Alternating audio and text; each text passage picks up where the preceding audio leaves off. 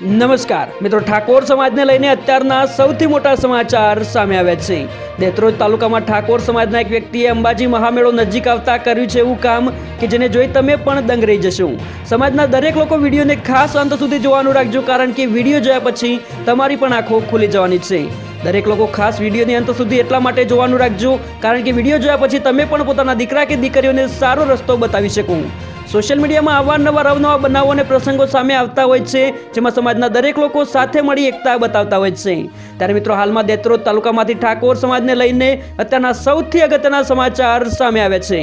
દેત્રોજ તાલુકાના ઉધ્રોજ રાણીપુરા ગામના એક ઠાકોરે કર્યું છે એવું કામ કે જેને જોઈ તમે પણ દંગ રહી જશો।